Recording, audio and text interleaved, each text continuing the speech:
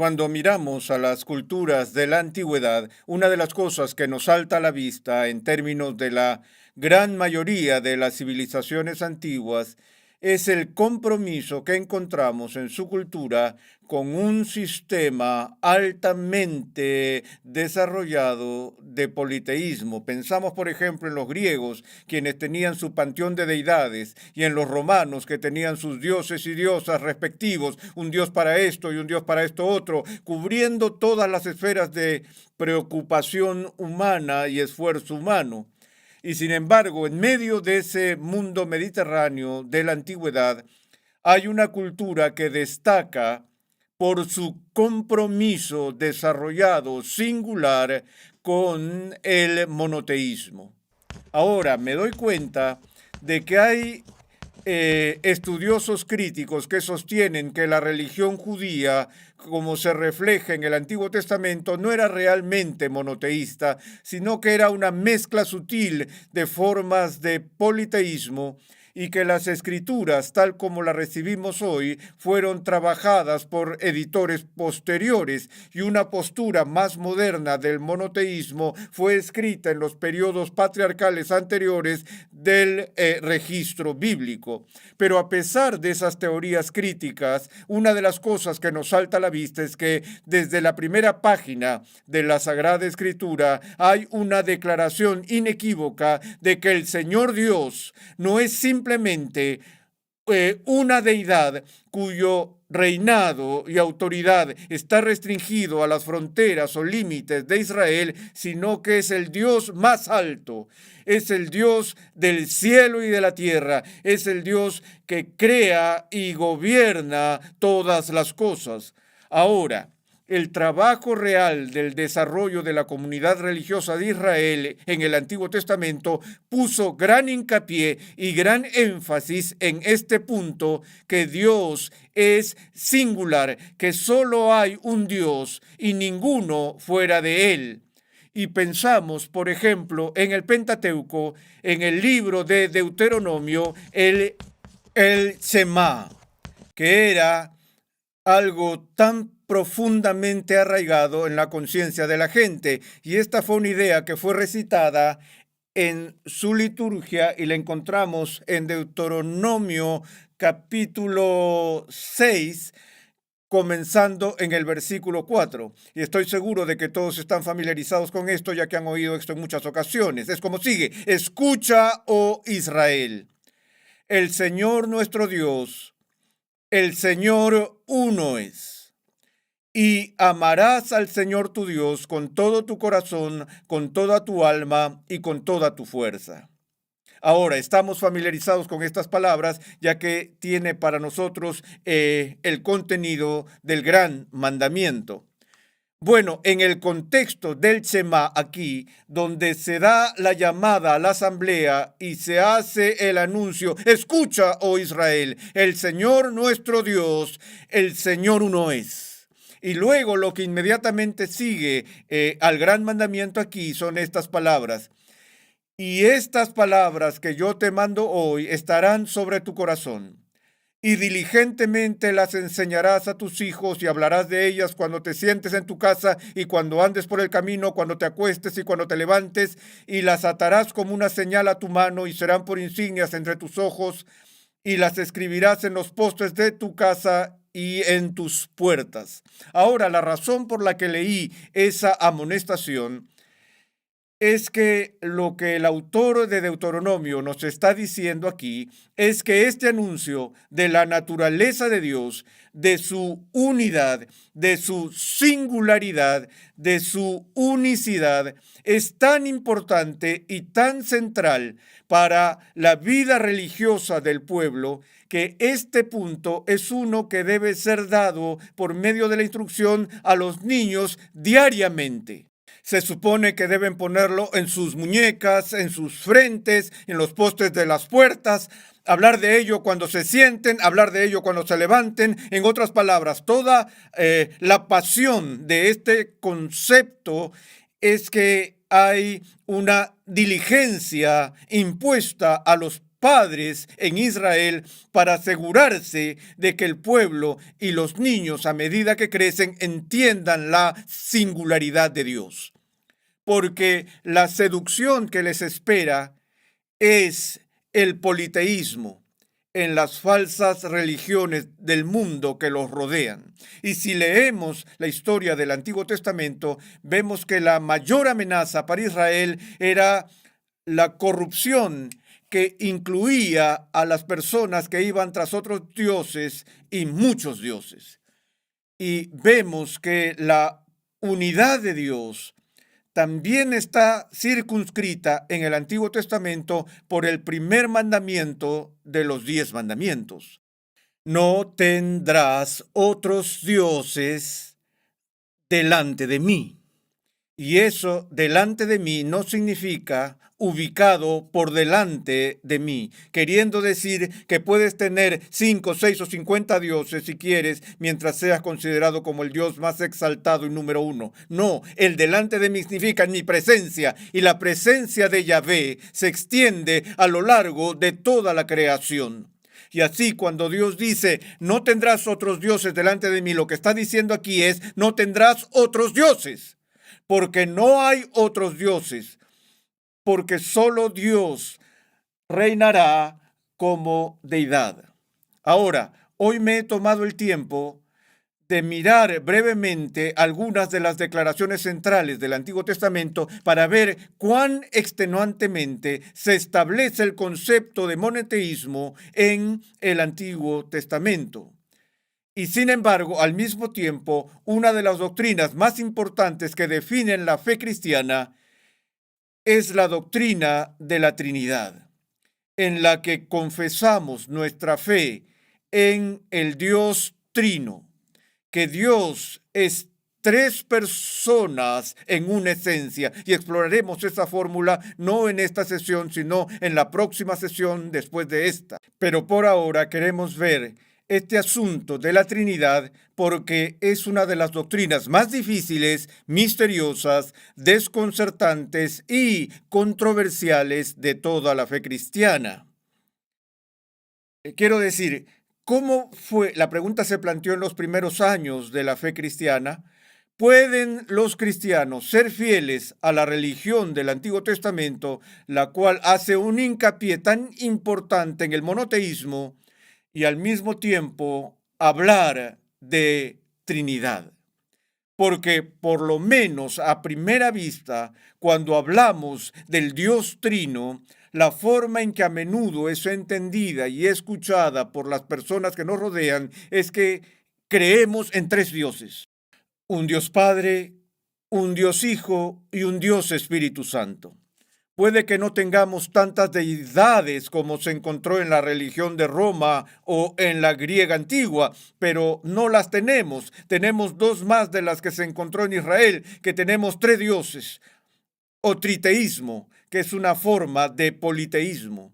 Así surge inmediatamente la pregunta, ¿por qué la iglesia cristiana, que se consideraba que crecía inseparablemente de la nueva situación del pacto de Israel, cómo pudo la iglesia cristiana hacer una afirmación como la que se encuentra en la Trinidad, de que Dios es Padre, Hijo y Espíritu Santo? Bueno, una vez más, la respuesta a esa pregunta no se puede encontrar simplemente en un análisis histórico de la especulación de los teólogos de la iglesia primitiva. Las raíces por las cuales fue establecida la doctrina de la Trinidad o se estableció fue el Nuevo Testamento mismo. Y el hecho de que el Nuevo Testamento, cuando habla de Dios, habla de Dios en términos de Dios Padre, en términos de Dios Hijo y en términos de Dios el Espíritu Santo. Y no hay ningún texto en el que este concepto se exprese más claramente de lo que encontramos en el capítulo inicial del Evangelio de Juan. De hecho, en el prólogo del Evangelio de Juan, el cual sienta las bases para la confesión de fe de la Iglesia sobre la Trinidad. Así que vamos a tomar un tiempo para mirar este texto en Juan. Leemos en Juan capítulo 1 estas palabras. En el principio existía el Verbo, y el Verbo estaba con Dios, y el Verbo era Dios. Él estaba en el principio con Dios. Todas las cosas fueron hechas por medio de Él, y sin Él nada de lo que ha sido hecho fue hecho. En Él estaba la vida, y la vida era la luz de los hombres. Y la luz brilla en las tinieblas, y las tinieblas no la comprendieron. Ahora, creo que la mayoría de ustedes son conscientes de que descansando detrás de este texto en español está el uso de la famosa palabra griega logos, que es la palabra griega para palabra. Y por lo tanto, el texto en español se traduce en el principio existía el verbo o palabra. En el griego diría en el principio existía el logos. Y el logos estaba con Dios. Y el logos era Dios. Ahora, esto es algo confuso porque este concepto de la palabra de Dios se expresa aquí en el primer capítulo de Juan de diferentes maneras. En primer lugar, se hace una distinción entre Dios y el Logos. Se nos dice, en el principio existía el Logos, o en el principio existía la palabra, y la palabra estaba con Dios. Ahora, cuando digo que alguien estaba con otra persona, estoy haciendo una clara distinción entre esas dos personas quienes en algún sentido estaban estrechamente relacionadas entre sí, lo suficientemente cerca como para que digamos que estaban entre nosotros. Pero cuando digo que una persona está con otra persona, esto está claro en tu mente. No es así, que hay dos entidades involucradas aquí, dos personas distintas. Así que lo primero que leemos aquí es que Juan está haciendo una distinción entre el logos o la palabra y Dios. Y esa distinción se hace con respecto al uso de la palabra con. Ahora, también quiero tomar un momento más o menos para desarrollar un poco este concepto aquí de con. Y cuando hicimos nuestra serie de un panorama general de la Escritura llamada Del polvo a la gloria, también pasé algún tiempo en esto desde una perspectiva bíblica, porque esta pequeña palabra con puede parecer algo insignificante y que apenas lleva a alguna profundidad de significado o peso, pero en el idioma griego hay al menos tres términos que pueden ser y son traducidos por la palabra española con. Está la palabra sun, S-U-N, que cuando se une a otras palabras y a las raíces, por ejemplo, en hebreo, tienes la sinagoga, que es el lugar donde la gente viene y se reúnen juntos unos con otros. Por cierto, este prefijo sun en griego se encuentra con el prefijo español sin, S-I-N, cuando sincronizamos nuestros relojes, los ponemos en la misma página, por así decirlo, nos estamos reuniendo el uno con el otro en el mismo momento y así la sincronía y similares se refieren a un junto con de más de una persona. Ahora, para hacerlo simple, aquí estamos en esta audiencia en vivo hoy y estamos presentes el uno con el otro.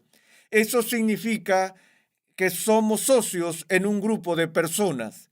Esa es una manera en que la palabra con se usa en griego. Otra forma es con la palabra meta. Tenemos la palabra metafísica, que significa con en el sentido de estar al lado de algo. Si me permiten pedirle a mi estudiante favorito, Roger, que venga y me ayude a ilustrar esto. Roger, ¿a dónde vas la semana que viene? Inglaterra. Vas a Inglaterra a ver a la reina. Muy bien. ¿Y quién va a estar contigo? Mi mamá, mi papá y mis abuelos. Tu mamá, tu papá y tus abuelos. Eso es genial. Bueno, ahora mismo estás aquí conmigo, ¿no es así, Roger?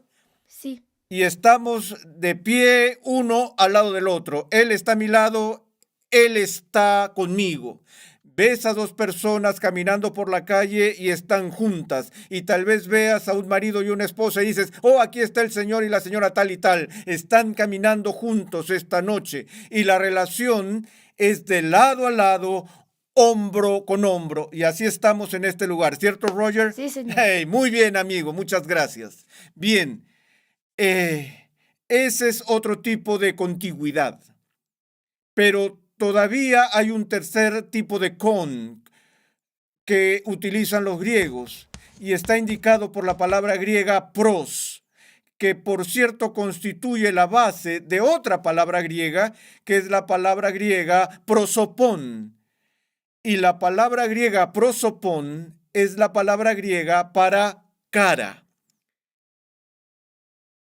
Y lo que tienes aquí con la definición pros de con es una descripción más íntima de la contigüidad, si se quiere. Describe una relación cara a cara, que es la forma más íntima en que las personas pueden estar unas con otras, en una perspectiva cara a cara de intimidad.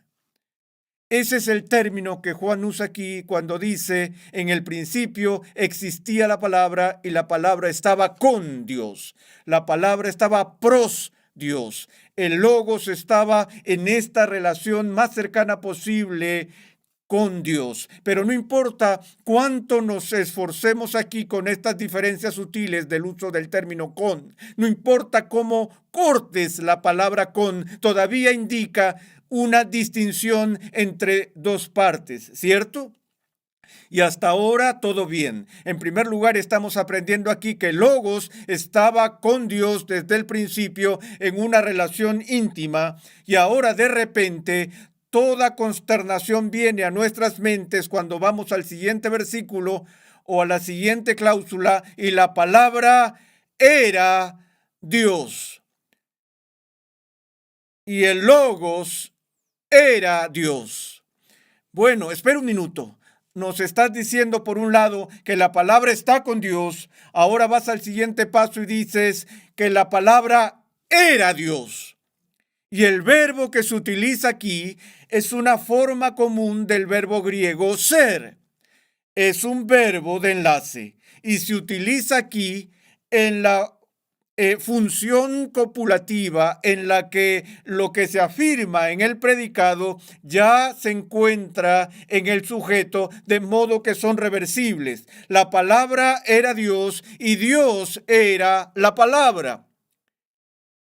Así que aquí tenemos una clara adscripción de la deidad a la palabra. Así, por un lado, la palabra se diferencia de Dios y de otra manera, la palabra se identifica con Dios. Ahora, no es solo por este texto, sino por muchos de estos textos en el Nuevo Testamento que la Iglesia desarrolló la doctrina de la Trinidad. Hay muchos términos descriptivos utilizados para Jesús en el Nuevo Testamento, pero en los primeros 300 años de la reflexión de la Iglesia, lo que dominaba absolutamente el pensamiento de los teólogos era este concepto de logos, porque no solo era muy difícil, sino que nos dio una visión tan exaltada de la naturaleza de Cristo. Pero de lejos este no es el único texto o el único escritor. Juan, por supuesto, es quien nos da el registro de la respuesta de Tomás en el aposento alto, cuando Tomás se mostró escéptico sobre los informes que recibió de las mujeres y de sus amigos de la resurrección de Cristo. Y él dijo, si no veo en sus manos la señal de los clavos y meto el dedo en el lugar de los clavos y pongo la mano en su costado, no creeré. Recordamos el registro dramático en el que Cristo se aparece a los discípulos y muestra sus manos heridas a Tomás e invita a Tomás a poner su mano, en las heridas de Cristo o en su costado. Encuentro interesante que las Escrituras nunca nos digan si Tomás lo hizo. Todo lo que sabemos es que vio a Cristo resucitado delante de él y Cristo hizo la oferta a Tomás de tocarlo. Y lo siguiente que las Escrituras nos dicen es que Tomás está de rodillas clamando: Señor mío y Dios mío. Una vez más, los escritores judíos del Nuevo Testamento en particular eran muy conscientes no solo del primer mandamiento del Antiguo Testamento, sino también del segundo mandamiento, el no hacer imágenes talladas y la prohibición que estaba profundamente arraigada en el Antiguo Testamento contra toda forma de idolatría. Y la idolatría se comete cuando a cualquier criatura se le da adoración.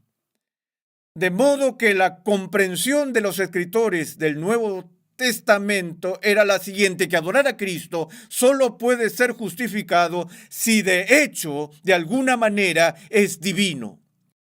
Porque si no lo es, entonces, en el mejor de los casos, es una criatura. Y la adoración de la criatura es una violación de la verdadera religión, es la esencia de la idolatría.